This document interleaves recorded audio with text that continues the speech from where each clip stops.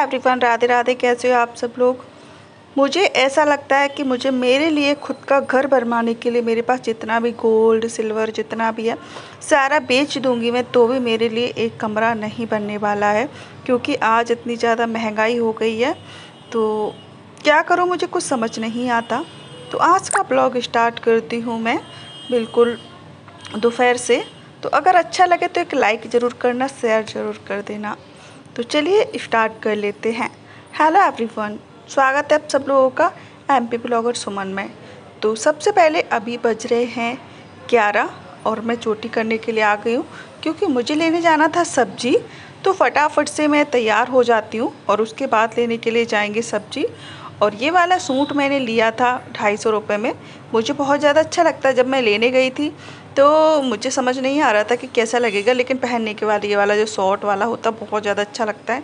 अगर आप इसे जीन्स के ऊपर पहनोगे तो और ज़्यादा अच्छा लगेगा। तो चलिए फटाफट से मैं कर लेती हूँ चोटी, क्योंकि फिर मंडी यहाँ पे 1 बजे ख़त्म हो जाती है ये, और शाम की टाइम नहीं भरती है। तो मुझे जो भी सामान लेने जाना होता है मैं सुबह ही लेके आ जाती हूँ, मैं शाम का वेट नहीं करती हूँ। और एक ही बार में सारा राशन पानी दूध या फिर सब्ज़ी जो भी चीज़ लेने जाना होता है मैं एक ही बार में ले आती हूँ, क्योंकि मैं चौथी मंजिल पर रहती हूँ ना, और यहाँ पे लिफ्ट नहीं लगी है। तो बिना लिफ्ट के झीनों से चढ़ के उतर के बहुत ज़्यादा परेशान हो जाती हूँ। तो चलिए फटाफट से मैं कर लेती हूँ चोटी और फिर चलते हैं हम लोग सब्ज़ी लेने के लिए। सब्जी लेकर आ गई थी मैं। उसके बाद फिर मैंने कहा 2-1 बर्तन है, मैंने भी खाना खाया था उसके, तो इनको भी धो के रख देते हैं। और फिर इतनी सारी बोतलें हमारी रखी थी पानी से भरने के लिए, तो मैंने कहा अभी पीने का पानी चल रहा है तो जितनी भी बोतल खाली है सबको मैं भर के रख देती हूँ। ये देख लीजिए, ये वाली बोतल का सेट अभी मैं मार्केट से लेकर आई थी 150 रुपये की 6 बोतल आई थी, लेकिन वाइट कलर की बहुत जल्दी ख़राब हो गंदी हो जाती हैं। मैंने अपने पति से बोला भी था कि आप ऐसी वाइट कलर की बोतल क्यों लेकर आए, तो उन्हें बोले मुझे पसंद आ गई तो मैंने ले ली। चलो ठीक है। तो सारी बोतलों को भर के मैं रख दूँगी, एक बार सुबह भर के रख देती हूँ, बस फिर दोबारा से मुझे लौट के सुबह ही भरनी पड़ती है। तब तक आराम से चल जाती है हमारी इतनी बॉटल, क्योंकि घर में मैं ही रह जाती हूँ तो मेरे पतिदेव तो काम पे चले जाते हैं। तो जितनी भी बॉटल भरती हूँ आराम से 24 घंटे चल जाती हैं। अगर फिर लगता है कि खाली हो जाए तो शाम को फिर से भर देती हूँ। तो सुबह यही काम होता है मेरा, जो रेगुलर काम करते हैं हम ना, तो ये भी हमारा एक काम होता है कि सुबह जगकर हम सारी बोतलों को भर के रख देते हैं। और उसके बाद फिर थोड़े बहुत हमारे जो हमने डिब्बे विब्बे उतारे थे, क्योंकि जैसे मैंने आप लोगों को बोला है कि यहाँ का टाड़ थोड़ा ऊंचा है, तो मैं पहुँच नहीं पाती हूँ, मैं पाटली पे चढ़ के पहुँच पाती हूँ। तो जितने भी डिब्बे को हमको ज़रूरत पड़ती है तुरंत लेके फिर मैं नीचे ही छोड़ देती हूँ उनको। तो जितने बहुत ज़्यादा इकट्ठे हो गए थे नीचे, तो सबको मैं ऊपर रख देती हूँ। तो आप लोग को दिख रहा होगा हमारी जो किचन है उससे बगल में इस तरीके से बालकनी है, तो खूब अच्छी हवा भी आती है, रोशनी भी आती है, खिड़की भी है, तो यहाँ पर गर्मी नहीं होती इतनी ज़्यादा। और फिर उसके बाद फिर हम यहाँ पे हम आलू वालू ऐसे रख देते। तो मैंने कहा इसको अच्छे से क्लीन करके, मतलब इस तरीके से यहाँ पे रोज़ रोज़ पोंछा नहीं लग पाता इसके नीचे, क्योंकि ये सामान रखा हुआ होता है इसलिए। तो मैं सोच रही थी कि यहाँ पे एक पाटला रख के उसके बाद हम आटे का जो डिब्बा है वो रखेंगे, तो पाटली के नीचे हम अच्छे से झाड़ू और पोंछा कर सकेंगे। इसलिए मैं पाटला रखूँगी पहले अच्छे से क्लीन करके, और उसके बाद हम इसमें डिब्बे रखेंगे। और पहले हम एक काम कर देते हैं, इसको गीले कपड़े से यानी कि पोंछे से अच्छे से साफ़ कर देते हैं। उसके बाद हम इसमें जो भी सामान है उसके बाद हम इसमें रखेंगे। तो चलिए आटा हम इस तरीके से रख देंगे ना, तो नीचे इसके नीचे से अच्छे से झाड़ू पोंछा लग सकेगा, ज़्यादा कोई बात नहीं है दिक्कत वाली। और उसके बाद हमको ये हम जो कलसी है ना पानी की, वो भी भर के रखनी है, लेकिन क्या है कि यहाँ का भी सारा काम कर लेती हूँ। तो इस वाले एरिए में मैं रखती हूँ प्याज लहसुन और आलू। वैसे तो मेरे पास जो डलिया होती है ना वो 3 मंजिल वाली, यानी कि पहली मंजिल दूसरी मंजिल तीसरी मंजिल, लेकिन उसको मैंने पैक करके रख दिया है, क्योंकि यहाँ पे बहुत ज़्यादा सामान इकट्ठा हो रहा था तो उसको मैंने पैक करके रख दिया है। ज़रूरत नहीं थी, हमें नहीं लग रही थी, इसलिए जब गाँव जाएंगे एक जगह शिफ्ट हो जाएंगे तब हम अपना सारा सामान अच्छे से निकालेंगे और अच्छे से अपना घर रेडी करेंगे। तो चलिए हमने नीचे अच्छे से पोंछा लगा दिया है, क्लीन कर दिया है। और उसके बाद यहाँ पे किचन में भी क्लीनिंग करनी है, क्योंकि वैसे तो झाड़ू पोंछा हो गया था लेकिन यहाँ का थोड़ा बहुत रह गया है, क्योंकि किचन की आपको हालत दिख रही होगी। तो किचन में मैं दोबारा से कर दूँगी, ठीक है। तो अच्छे से मैं झाड़ू लगा लेती हूँ। अगर आप लोगों को वीडियो अच्छा लगा करे तो आप लोग लाइक कर दिया करो, शेयर कर दिया करो अपने फैमिली दोस्तों के साथ। आप लोग नहीं करते हो तो हाँ, मैं आज जो बात कर रही थी वो हमारी अधूरी रह गई थी। वो बात ये है कि हमारे यहाँ तो ना तो हम जहाँ पे अभी किराए पे रहते हैं तो यहाँ पर भी रहने को हमारा खुद का घर नहीं है, और गांव में भी कुछ घर है नहीं, तो एक ही कमरा है, तो एक में कैसे गुजारा हो सबका।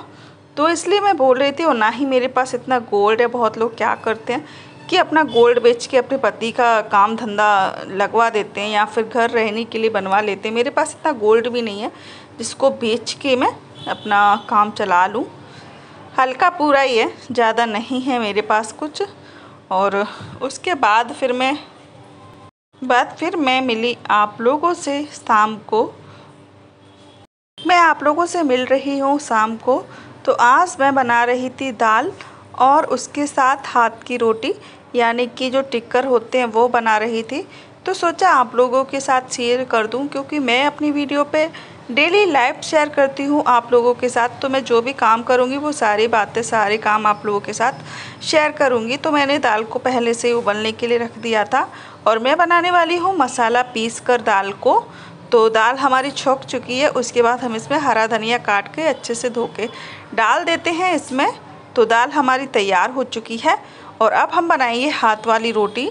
तो किस तरीके से बनाते हैं तो चलिए बताती हूँ मैं आप लोगों से। हाथ की रोटी बनाने के लिए सबसे पहले मैंने आटा ले लिया था, गेहूं का आटा लिया था, और उसमें एक थोड़ा सा 50 ग्राम करीबन हमने उसमें डाला होगा बेसन, और थोड़ा सा नमक और थोड़ा सा तेल डालने के बाद थोड़ा ढीला आटा लगा लिया। और उसके बाद हमने बना ली है 4 लोइयाँ, क्योंकि ये बड़ी बड़ी लोइयाँ बनती हैं और मोटे मोटे बनते हैं हाथ के टिक्कर। लेकिन सच बता रही हूँ, इसको अगर हम ऐसे ही घी लगा के खाते हैं ना तो एकदम मिठास लगती है, एकदम ऐसा लगता है कि सब्ज़ी की ज़रूरत नहीं है। हम इसको ऐसे ही खा सकते हैं बिना सब्ज़ी, बिना किसी चीज़ के। बहुत ज़्यादा यम्मी लगती है मुझे तो, और मुझे बनाना भी आता है। ये देख लीजिए कितनी अच्छे तरीके से मैं बना रही हूँ रोटी। इस तरीके से मैं बना, क्योंकि मेरे मायके में मेरे पापा बना लेते थे हाथ की रोटी, तो उनको देख देख के मैं भी सीख गई। क्योंकि गांव में क्या होता है, कोई भी फंक्शन होता है तो जेंट्स लोग होते हैं ना, वो हाथ की रोटी और यानी कि दाल टिक्कर बनाते हैं। तो हमारे यहाँ ससुराल में भी ये प्रथा है। जैसे किसी की शादी होती है ना, शादी होने के बाद शादी निपट जाती है, उसके बाद जो मेहमान घर पे रह जाते हैं ना, उनके लिए जो जेंट्स लोग होते हैं ना, तो वो दाल और टिक्कर बनाते हैं। और इतनी ज़्यादा टेस्टी बनती है, इतनी ज़्यादा यम्मी बनते हैं, बहुत ही ज़्यादा। और उस दिन हम हाउसवाइफों को, जो घर की जितनी भी लेडीज़, जितनी भी बहुएँ होती हैं, उन सबको छुट्टी मिल जाती है खाना बनाने के लिए। तो बहुत मज़ा आता है गांव की शादियों में। अगर आप लोगों को भी देखना है गांव के रीति रिवाज, गांव का सब कुछ, गांव का कल्चर, तो आप लोगों को करना पड़ेगा चैनल को सब्सक्राइब। तो ज़रूर कर लीजिए फटाफट से। तो चलिए मैं दूसरी रोटी इस तरीके से बना लेती हूँ। 4 ही रोटी बनानी है, 2 मेरे लिए, 2 मेरे पतिदेव के लिए। बस इतने में ही हम दोनों का हो जाएगा, क्योंकि ये रोटियाँ बहुत ज़्यादा एकदम हैवी हैं, मोटी हैं, और इस पर हम घी लगाने वाले हैं तो ये और ज़्यादा हैवी हो जाएंगी। इसलिए हमको ज़्यादा रोटी बनाने की ज़रूरत नहीं पड़ती। जब हम बेलन वाली रोटी बनाते हैं तो करीबन 4-4 रोटी सबके लिए बनानी पड़ती हैं। उसी हिसाब से इसको 2-2 रोटी बना लो, आपका काम चल जाएगा। लेकिन ये खाने में इतनी ज़्यादा टेस्टी लगती हैं कि आपको पता भी नहीं चलेगा कि कब आपने 2 रोटी खा ली। आप लोग तो फ्रेंड, जब भी आप रोटियां बनाओ इस तरीके से, तो तवे को बिल्कुल धीमा धीमा गरम करना, यानी गैस को थोड़ा स्लो रखना, तब ये रोटी अच्छे से पकेगी। अगर आप उसको बहुत ज़्यादा गर्म कर दोगे तो रोटी ऊपर से जल जाएगी। ऊपर से आपको देखिएगा कि पक चुकी है, लेकिन अंदर से कच्ची रहेगी। अगर ये अंदर से कच्ची रहेगी तो बिल्कुल भी अच्छा टेस्ट नहीं आएगा, उसमें आटा आटा निकलेगा, ना कि पकी हुई रोटी। तो मेरा सजेशन यही है कि आप रोटी को थोड़ा सा स्लो गैस करके सेकें भी, और तवा भी स्लो गैस करके ही रखें। तो चलिए, मेरी पहली रोटी बन चुकी थी, और इसको मैं क्या करूँगी, हमारे बगल में जो रहते हैं, हमारी एक छोटी सी प्यारी सी बच्ची रहती है, उसको मैं कुछ भी नया बनाती हूँ तो उसको खाने के लिए ज़रूर दे के आती हूँ। तो मैंने जो दाल बनाई थी, दाल मैं पहले ही दे आई थी उनके घर। मुझे ऐसा लगा कि कहीं ऐसा ना हो कि मैं रोटियाँ बनाने में लेट हो जाऊँ और उनके घर सब लोग खाना खा लें। और खाना खाने के बाद अगर उनके घर कुछ देने आते हैं तो उसका कोई फ़ायदा नहीं होता। तो चलिए मैंने अच्छे से रोटी सेक ली है। अब इस पे लगाएंगे भर भर के घी, क्योंकि अगर हाथ की रोटी यानी कि जो टिक्कर है अगर इस पे घी ना लगेगा तो बिल्कुल भी अच्छा स्वाद नहीं आएगा। तो ये देख लीजिए, जो हमारे यूपी बिहार और एमपी वाले होते हैं वो तो सब लोग जानते ही हैं कि भर भर के घी, भर भर के मठा, ये सारी चीज़ें भर भर के खाते हैं, किसी भी चीज़ का कमी नहीं करते हैं। और ये वाला घी मैं घर पर ही बनाती हूँ। जैसे कि हमारे यहाँ दूध आता है, फुल फैट वाला दूध आता है, तो उसमें से जो मलाई निकलती है, मलाई की हम लोगों को ज़रूरत नहीं रहती है, क्योंकि हम चाय बनाने के लिए ही सिर्फ दूध का यूज़ करते हैं। तो जो मलाई होती है उसको हम इकट्ठा करते रहते हैं। जब एक कटोरी या फिर बड़ा वाला बाउल भर जाता है तो उसको हम गर्म करके घी बना लेते हैं। तो चलिए हम बगल वाले को देकर आए थे और उसके बाद हमारा खाना खाने का समय आ गया था। मेरे पतिदेव आ गए थे घर पे काम से, और उनकी अभी आप मेरी एक फ्रेंड पूछ रही थी कि अभी आपके पतिदेव की तबीयत कैसी है। तो मैं आप लोगों को बता दूं कि उनकी तबीयत अभी ठीक है। घाव अभी पूरी तरह से नहीं भरा है, थोड़ा सा समय लगेगा, हर चीज़ में समय लगता है।